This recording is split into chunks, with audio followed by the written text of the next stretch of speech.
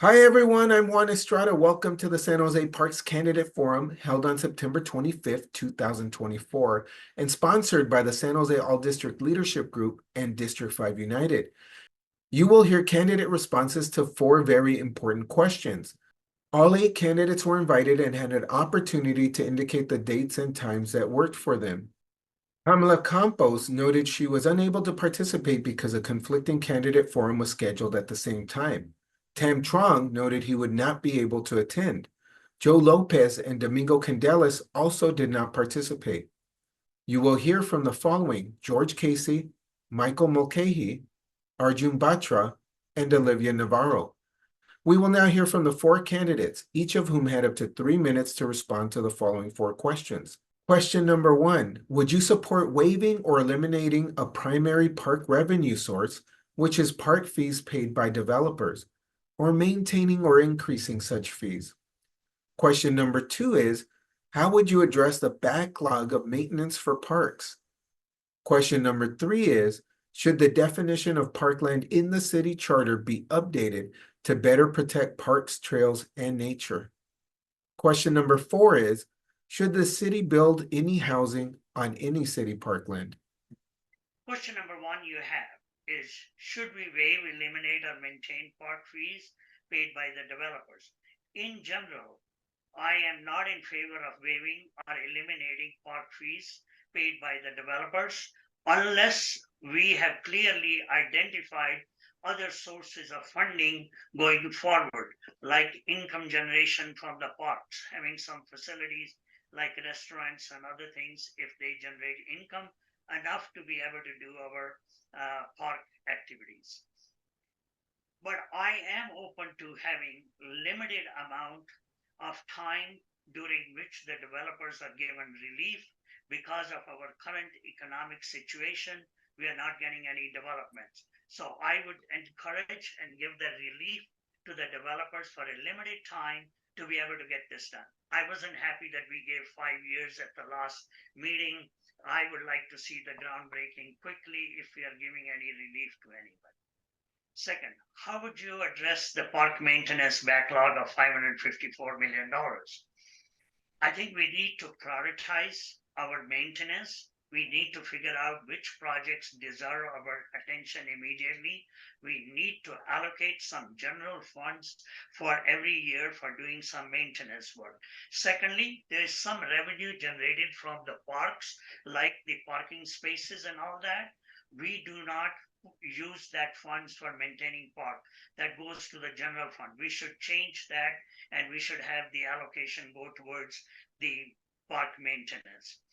Then we need to be creative in funding solutions. We need to look at grants, public-private partnerships, and increase state and federal funding for this work.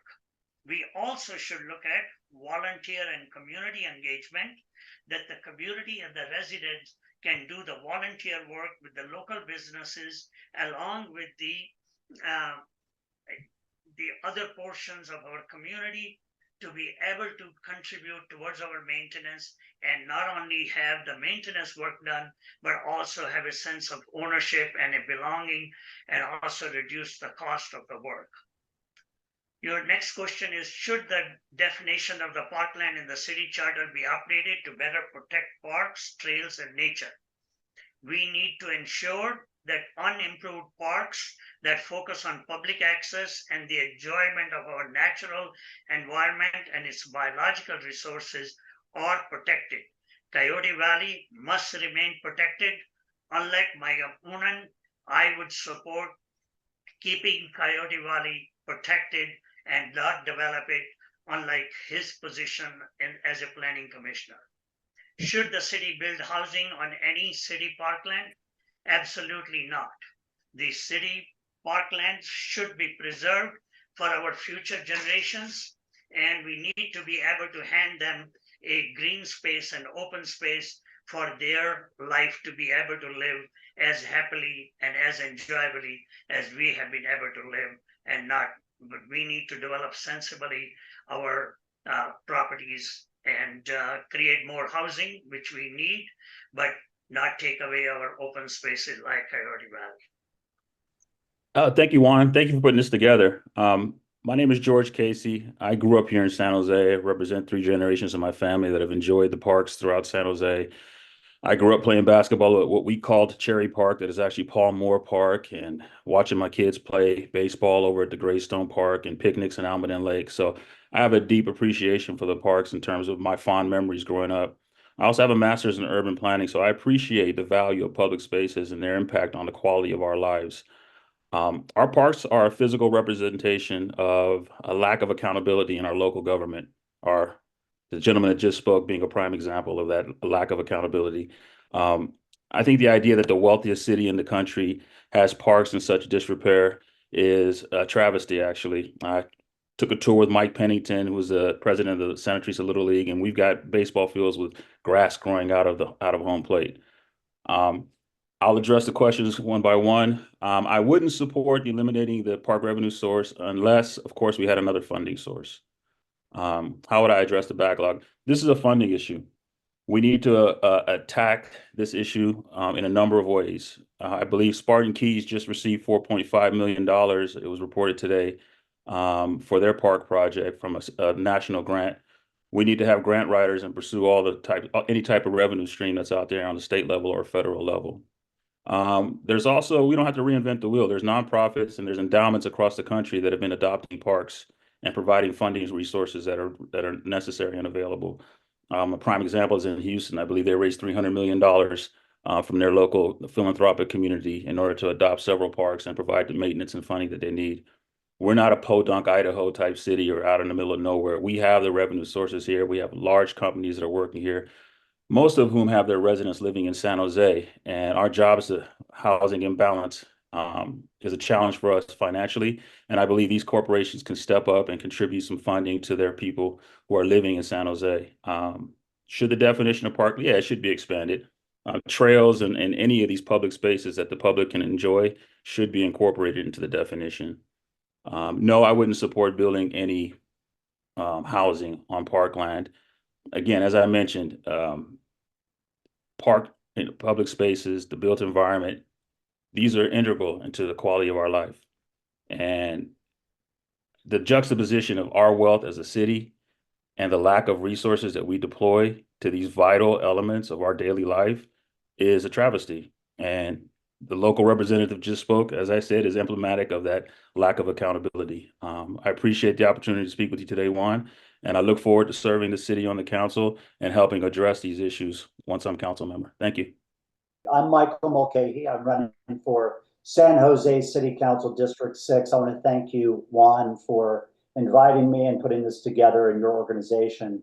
I'm just going to go through the questions one by one here, and I'll just number them. Number one, look, I don't support eliminating park fees. Our parks desperately need investment, but San Jose overly depends on our boom economic cycles to generate park fees from new development. So we have to have a serious discussion about sustainable funding. And we have to find a balanced approach so we don't discourage the economic investments we're looking for to create the new housing and jobs we need. Number two, look, so much of what happens at City Hall is dividing the pie. And if you want to talk about my priorities, parks and open space are very high priorities for me and District 6. But one of the key reasons I'm running is to use my experience in both business and public-private partnerships like Team San Jose to dramatically expand the pie when it comes to our budget. I think San Jose is on the cusp of significant economic growth if we can get some things right. And whatever your priorities, we will all be better off if we focus on growing our economy strategically. Look, it's also clear we have a community ready to roll up their sleeves to get involved, like the master gardeners at Rose Garden, neighborhood hands at Guadalupe River Park, the Mayor Mahan's Saturday crew out every week cleaning someplace up. The impact could be even greater. San Jose just puts up too many barriers for people that want to do good in our parks. And we have to leverage technology to track maintenance issues and deploy a more proactive, measurable approach to park upkeep. And finally, let's emulate what comparable park systems are doing well. What can we learn from them? Clearly, what we're doing is not working. Funding matters, but how you spend it really matters more. So number 3, the short answer is yes, and this is on the charter update. And I welcome that conversation with our entire community.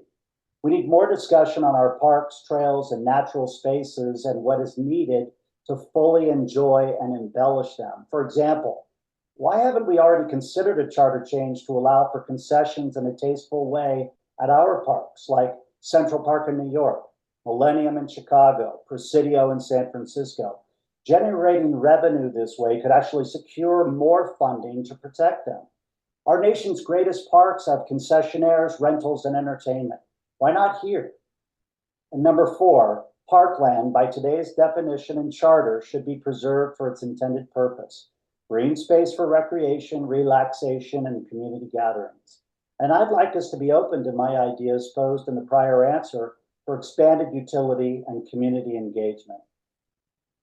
Building housing on city parkland could set a dangerous precedent and diminish the supply for future residents.